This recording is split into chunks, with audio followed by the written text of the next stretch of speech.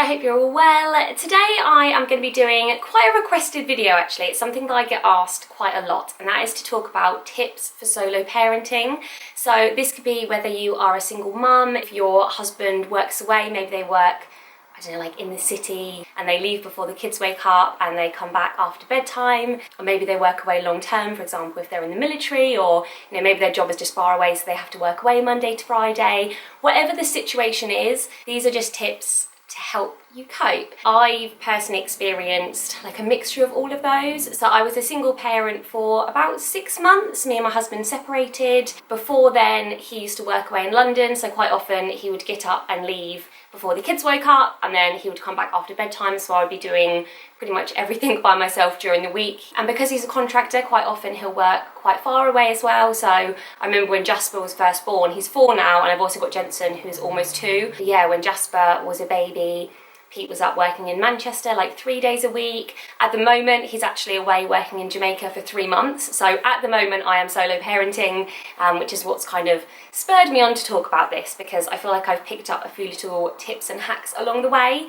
Okay, so my first one, and I feel like this is something that most people would say, is to keep busy. For me personally, I try to do something every day. It doesn't have to be a big activity like the zoo and the farm and stuff like that, even though it could be if you wanted it to be. But even if it's just like a trip to the park, going to a play group, a play date with your friends, or just planning some activities in the garden or at home, just try and have something every day to do, and it not only makes the days go quicker, but it gives you a little bit of a routine, which I think is actually my next tip.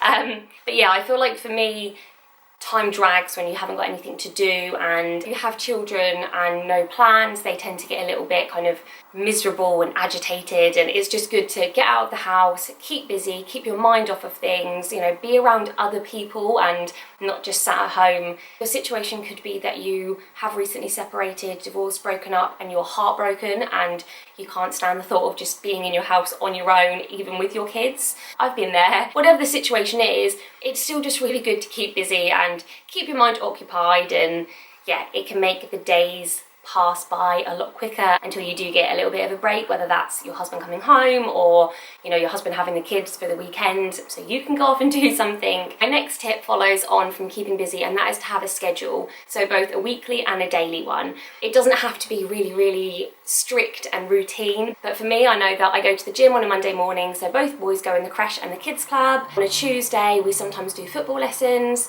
On a Wednesday Jasper's in preschool, Jensen has Maracajacks. On a Thursday, that's our like play date day where we meet up with friends. And on a Friday, they're both at preschool and nursery, so that's my day to get all of my work done.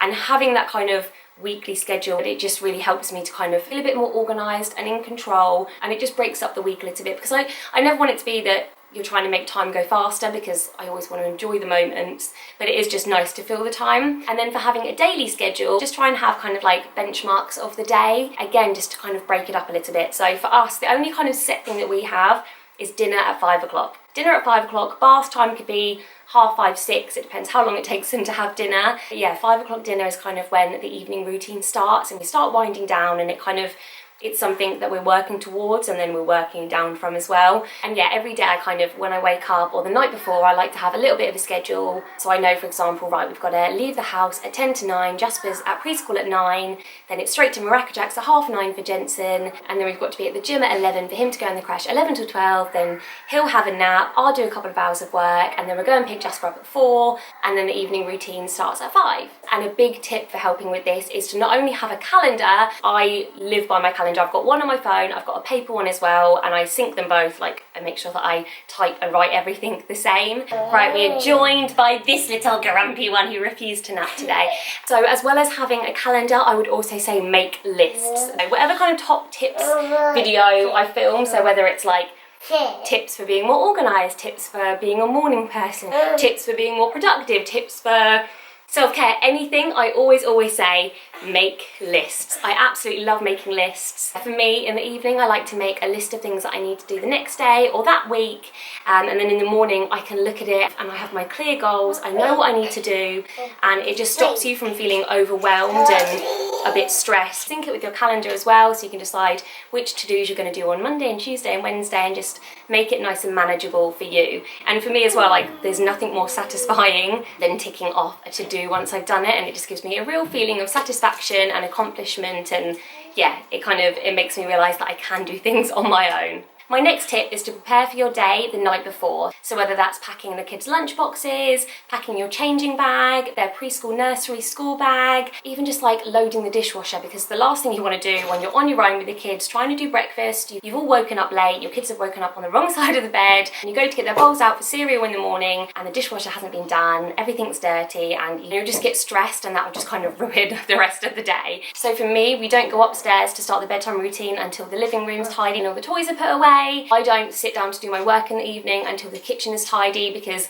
I get a little bit scared in the house, which I will talk about in a minute. So I don't really like going back downstairs once the kids are in bed. I prefer to just be upstairs. I can watch TV upstairs, I can do my work upstairs. I don't need to go down there. So yeah, I like to just make sure that everything's ready downstairs before I come upstairs, and it just makes the next day so much smoother. Right, this next tip has been an absolute lifesaver, especially if you've got young children or you just like your cuppa in the morning, and that is to freeze milk. I have been caught short so many times in the middle of the night when Jensen has just had more bottles than I've expected him to. I remember there was a point when me and Pete had separated, I was on my own, and I had enough milk for Jensen's nighttime bottle, one if he needed it in the night, and then his morning bottle as well. And then I thought I can just get another pint of milk in the morning and it'll be fine. And he ended up having about 4 bottles during the night. I ran out of milk, I was trying to water them down, I was panicking, and I remember having this Insta story rant where I was just like crying on his bedroom floor, like, I don't know what to do, I don't have any milk, I can't wake Jasper up and put him in the car and drive down at like 4 in the morning to go and get milk. It was just very, very stressful,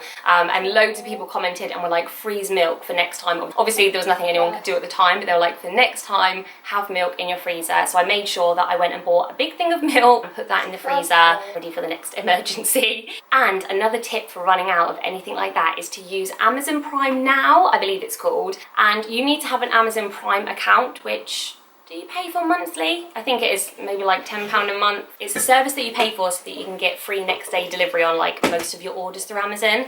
But Amazon Prime Now is like an Amazon supermarket. They can deliver to you within the hour. There is a minimum spend, and the items that they have are quite limited, and there might be a delivery charge. I can't remember, but all I know is I'd use up the frozen milk the night before, completely forgotten to get milk during the day. It was 6 o'clock in the evening. I just couldn't be bothered to get 2 tired and grumpy toddlers into the car to go to the shop. It's only 5 minutes down the road, but I just couldn't be bothered to do it. So I did the Amazon Prime Now, and I got milk. I think I got like an industrial sized tub of almond butter as well, because I needed to bring it up to like whatever the minimum spend was. And I got butter for the morning, so I ran out of that as well, and some fresh juice, and I think I might have gotten a bottle of wine, because you can get wine on there as well, and it was with me within the hour. Don't know what kind of witchcraft they use, but it was amazing and a lifesaver if you're a solo parent. It is mega hot in here.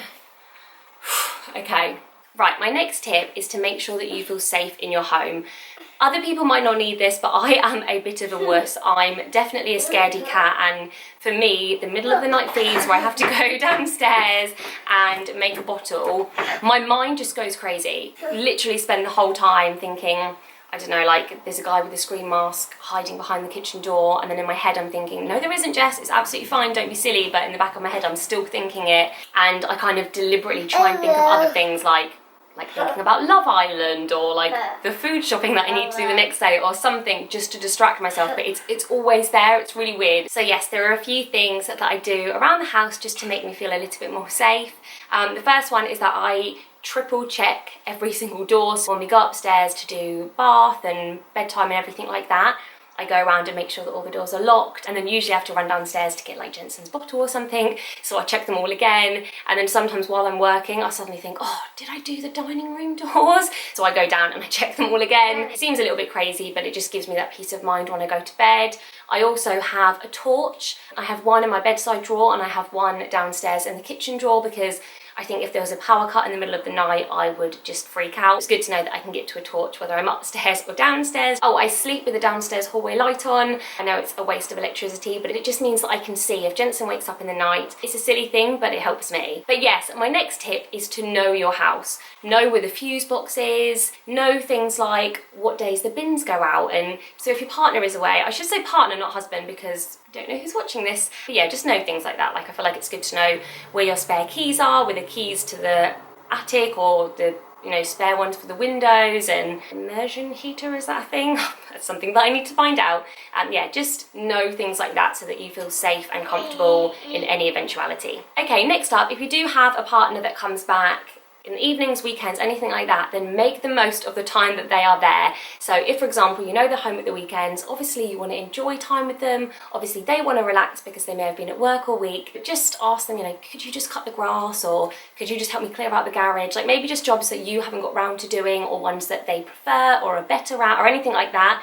Make the most of the time that they are around to do that. And if you haven't got your partner to do that, then maybe a family member or a friend, or learn to do things yourself. That is a big, big tip. Learn to use the lawnmower, realise that you are strong enough to take the bins out. I think I used to use that as an excuse all the time, like, I can't lift the bag out of the bin, like, it's just too heavy, you're gonna have to do it. And then when you wasn't here for 6 months, I was like, kind of had to do it. Kind of find that inner strength to realise that physically, mentally, emotionally, financially, everything, you can do it on your own. And as well, things like your bills, know when certain bills come out and how much needs to be paid. I think it's just a really, really good idea for every adult in the household to know about bills, know how much comes out, know of, you know, which bank account they come out of, because you never know what might happen. And obviously I don't want to be morbid or anything, but you know, if your partner might not be there tomorrow, so it's always good to know what jobs they do and how they do it and when they do it and stuff like that, just in case you ever need to take them over. I feel like this is getting quite deep. Okay, next up, be productive. I am someone that actually loves my own company. So for example, nights that Pete used to work away,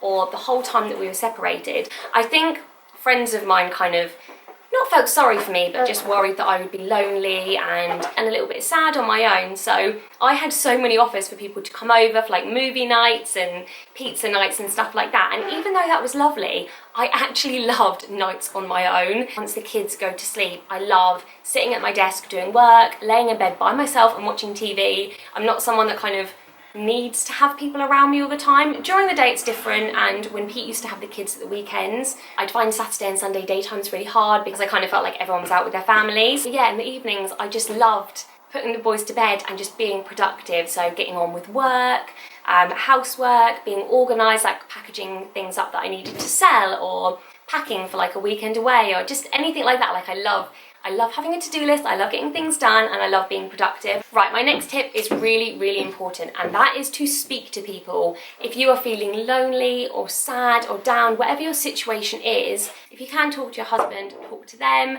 If you can talk to family and friends, then talk to them. This, again, sounds quite morbid, but I always worried, not so much now that Pete's working away, but when we were separated, I just kind of had this thought that I haven't got someone coming home here every night, and if something happened to me, how long would it be for someone to realise or to find the kids? I know it sounds awful. So yeah, at that point I just made sure that I would always, you know, text my mum in the mornings just to say good morning, or I don't know, in my group chat just say hi, just something, so that hopefully there will be someone that would think, hang on a minute, we haven't spoken to Jess for like 12, 24 hours. I know that's an extreme, and you know, you shouldn't even need to think of things like that, but yeah, it's really important to have a good network of people around you, whatever your situation is. Okay, the next one, a lot more light-hearted, and definitely my favourite, is to have me time. So whether that's a big thing like going on a hen weekend or a spa break or something like that, or just putting on a face mask while your kids are watching Peppa Pig, or having a bath once you've put your kids to bed, whatever it is, every single day have a bit of time for you, because when you are solo parenting,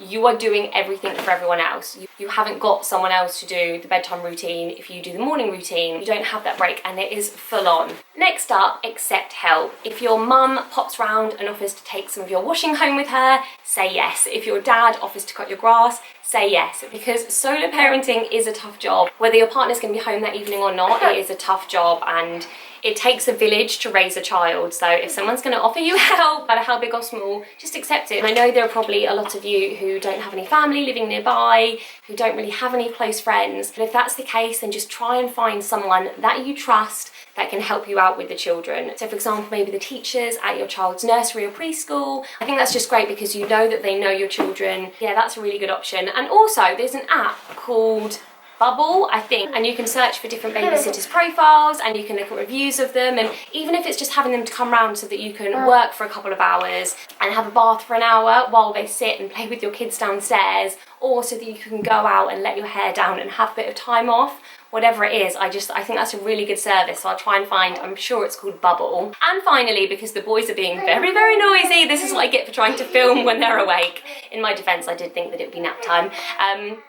Just remember that you're not on your own. I found that when I was separated from Pete, I could think of like 3 friends that I had that were single parents, and apart from that, I just thought it's just me and it's just them, and if I go out the weekend, everyone's going to be with their families and it's going to be really awkward and I'm going to feel really sad and on my own, and going to supermarkets is going to be really rubbish. But you'll be so surprised the amount of people who, they might not be single parents, but their husbands work away a lot. The camera has been knocked. And yeah, so many of my friends' husbands work away either long term or a couple of nights a week they're in London, or they're back every night but not until like 9 o'clock at night, and they leave at like 5 in the morning. And kind of, I know it's not nice that other people not having their husbands around makes you feel better, but it makes you feel less alone, and more likely to make plans at the weekends, because some people don't want to spend time with their husbands at the weekends. So yeah, that's a big thing, you're not alone.